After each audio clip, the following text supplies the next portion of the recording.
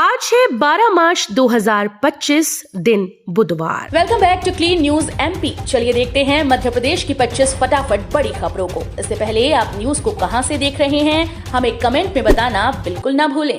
साथ ही हमारे Facebook page को भी फॉलो करें। फेसबुक पेज का लिंक डिस्क्रिप्शन में दिया गया है। 27,000 शिक्षकों की मदद से स्कूल में स्टूडेंट्स की ड्रॉप आउट दर को कम करेगी सरकार। मध्य प्रदेश सरकार सरकारी स्कूल में कक्षा 9 में होने वाली ड्रॉप आउट दर को कम करने के लिए ब्रिज कोर्स चलाने जा रही है।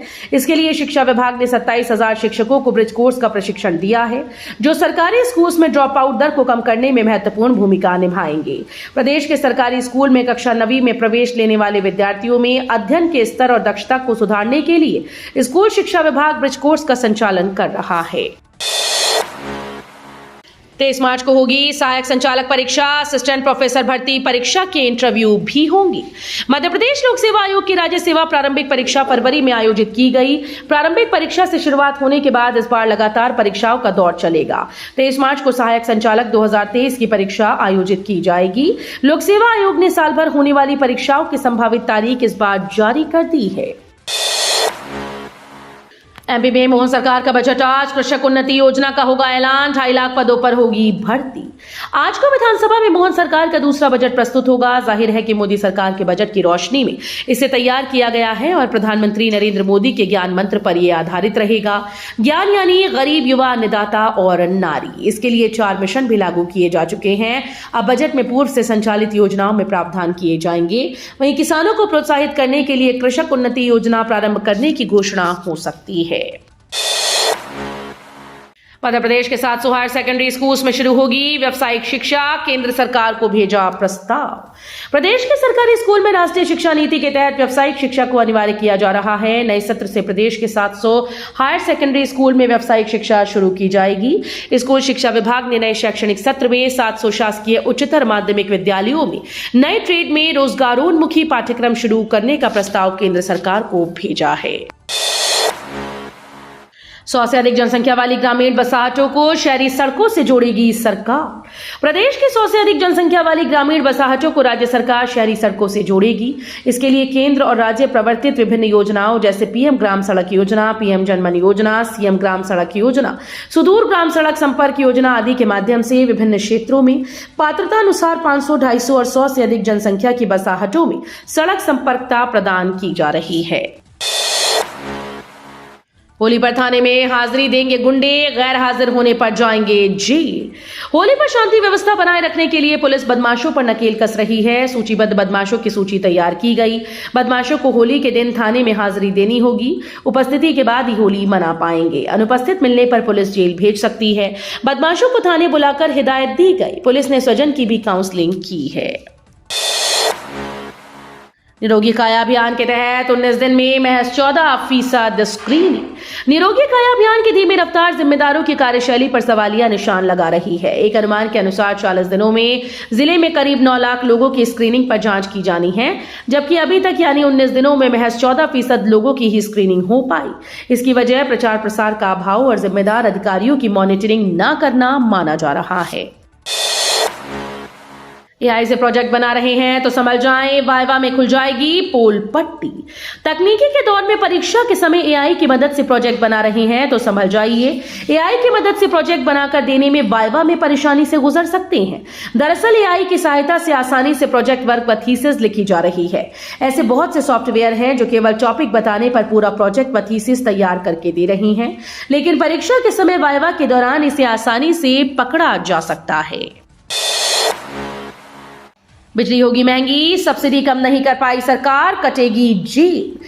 प्रदेश में बिजली सब्सिडी कम करने के प्रयास बीते 5 साल से चल रहे हैं, लेकिन ये घटने की बजाय लगातार बढ़ती जा रही है। बिजली कंपनीज ने दरों में बढ़ोतरी का प्रस्ताव दिया, जिससे अप्रैल से नई दरें लागू होने के बाद आम जनता पर बड़े बोझ का असर सरकार पर सब्सिडी के रूप में पड़ेगा। इस साल भी बिजली सब्सिडी में करीब 4,000 करोड़ रुपए की वृद्धि होने की संभावना है।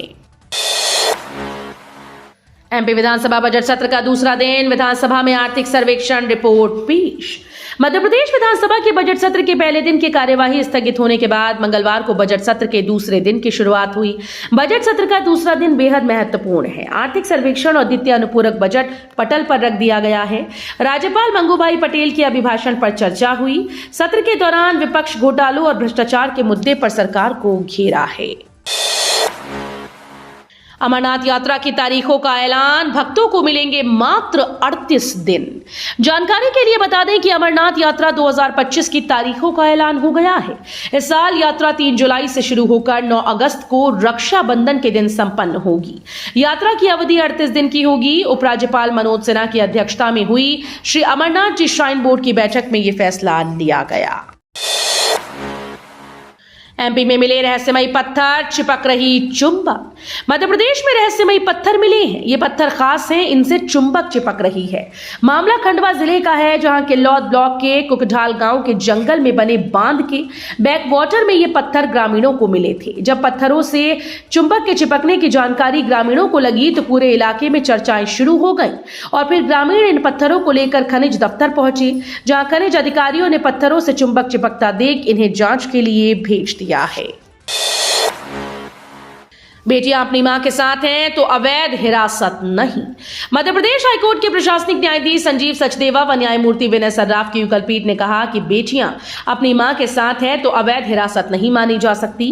कोर्ट ने इस टिप्पणी के साथ पिता की ओर से दायर बंदी प्रत्यक्षीकरण याचिका निरस्त कर दी। कोर्ट ने यह साफ किया कि यह प्रकरण अवैध हिरासत का नहीं बल्कि वैवाहिक विवाद का है। भोपाल में 3 स्कूल्स को बम से उड़ाने की धमकी, ईमेल मिलते ही पुलिस ने चलाया सर्च अभियान, झूठी निकली सूचना। भोपाल में 21 दिनों में दूसरी बार 2 स्कूल्स में ईमेल कर 3 स्कूल को बम से उड़ाने की धमकी देने का मामला सामने आया। पुलिस ने जानकारी मिलते ही तीनों स्कूल की जांच की तो पूरा का पूरा मामला फर्जी निकला। एमपी में नकली सीमेंट फैक्ट्री का भांडाफोड़, असली सीमेंट में दस्त मिलाकर करता था सेल। मध्य प्रदेश के मऊगंज जिले में नकली सीमेंट बनाने के रैकेट का पर्दाफाश हुआ। पुलिस ने जयकरा के गांव के जंगल में छापेमारी कर 5 लोगों को गिरफ्तार किया है। इस कार्रवाई में पुलिस ने मौके से 435 बोरी डस्ट और 710 बोरी सीमेंट बरामद किया। आरोपी ओरिजिनल सीमेंट में डस्ट मिलाकर कालाबाजारी कर रहे थे। असली सीमेंट का कुछ प्रतिशत और ज्यादातर डस्ट मिलाकर कई जानी मानी कंपनीज के सीमेंट बैग तैयार किए जाते थे। होली में सामुदायिक पुलिस के माध्यम से संवाद और समन्वय बनाए रखें। डीजीपी ने रमजान, होली और रंग पंचमी के अवसर पर कड़े सुरक्षा प्रबंध सुनिश्चित करवाने के निर्देश दिए। उन्होंने कहा कि जिले में शांति समितियों की बैठक करने के साथ ही वरिष्ठ पुलिस अधिकारियों, धर्मगुरुओं से समय समय पर संवाद और समन्वय बनाए रखें। कहीं किसी प्रकार की समस्या या परेशानी होने की स्थिति में उसका समाधान समय से सुनिश्चित कराया जाए। होली और ईद को लेकर पुलिस मुस्तैद, निकाला फ्लैग मार्च। त्योहार होली व ईद के दौरान शहर में शांति और सुरक्षा व्यवस्था के मद्देनजर संवेदनशील इलाकों और प्रमुख क्षेत्रों में पुलिस ने वाहनों से फ्लैग मार्च निकाला। फ्लैग मार्च लगभग 35 किलोमीटर के दायरे में निकाला गया, जिसमें 40 4 पहिया वाहनों में वरिष्ठ अधिकारीगण और पुलिसकर्मी समेत लगभग 300 जवान शामिल हुए। मध्य प्रदेश में गर्मी के दिखने लगे तेवर, 39 डिग्री पार पहुंचा पारा। अगले 2 दिन बढ़ेगा तापमान। मध्य प्रदेश में गर्मी ने अपना असर दिखाना शुरू कर दिया। यहां का अधिकतम तापमान 39.1 डिग्री सेल्सियस तक पहुंच गया। इंदौर और उज्जैन संभाग में सबसे ज्यादा पारा बढ़ा है। मंगलवार को धार में दिन का तापमान 39.1 डिग्री तक पहुंच गया। वहीं नर्मदापुरम में 39 डिग्री और भोपाल में 37.2 डिग्री दर्ज किया गया।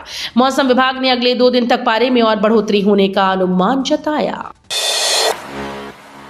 मोदी पहले भारतीय पीएम, जिन्हें मिला मॉरिशस का सर्वोच्च सम्मान। प्रधानमंत्री नरेंद्र मोदी 2 दिन के राजकीय दौरे पर मॉरिशस पहुंचे। इस दौरान मॉरिशस के पीएम डॉक्टर नवीन चंद्र राम गुलाम ने पीएम मोदी को देश के सर्वोच्च राष्ट्रीय पुरस्कार से नवाजा। मोदी भारत के पहले प्रधानमंत्री हैं जिन्हें मॉरिशस का सर्वोच्च सम्मान मिला। सम्मान मिलने पर पीएम मोदी ने कहा कि ये भारत और मॉरिशस के ऐतिहासिक रिश्तों का सम्मान है। इस सम्मान को मैं विनम्रता के साथ स्वीकार करता हूं। जल्द जारी होंगे 100 और 200 के नए नोट, आरबीआई ने किया ऐलान। 100 और 200 रुपए के नोटों को लेकर बड़ी अपडेट सामने आई। भारतीय रिजर्व बैंक ने इस मूल्य वर्ग के नए नोटों की घोषणा कर दी। जल्द ही नए 100 और 200 रुपए के नोटों की लॉन्चिंग होगी। इस बात की जानकारी केंद्रीय ने 11 मार्च को दी। इस संबंध में नोटिस भी जारी कर दिया गया है।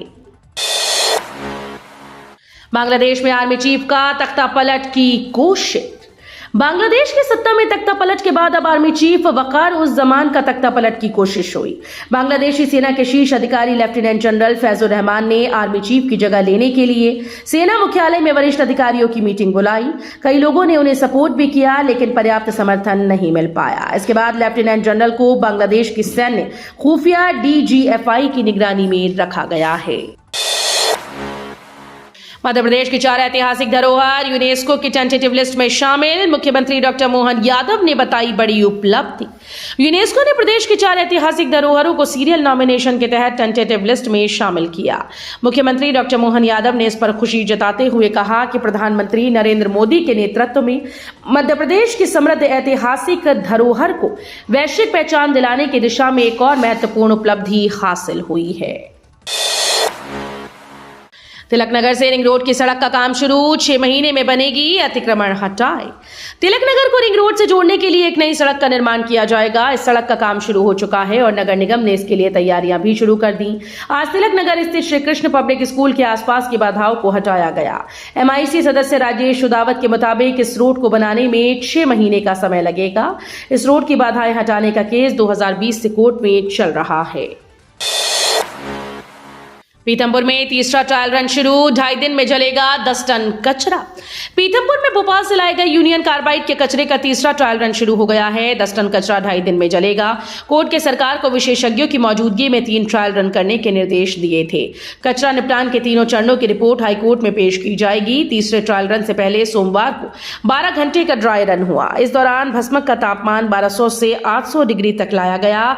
उसके बाद कचरे का निपटान शुरू हुआ। महेश्वर में प्रोजेक्शन मैपिंग शो का काम रुका, पर्यटन प्रभावित। देवी अहिल्याबाई होलकर की 320वीं जयंती में अब केवल 80 दिन शेष हैं, लेकिन महेश्वर किला परिसर के सौंदर्यीकरण का कार्य अभी भी अधर में लटका है। जनवरी 2025 में महेश्वर घाट पर बहुप्रतीक्षित प्रोजेक्शन मैपिंग शो की शुरुआत हुई थी, लेकिन फरवरी में खासगी ट्रस्ट के विरोध के कारण यह काम रुक गया, जिससे पर्यटक प्रभावित हो गए। तो ये थी आज की 25 फटाफट बड़ी खबरें। अगर आपको न्यूज पसंद आई हो तो वीडियो को लाइक और शेयर जरूर करें। धन्यवाद।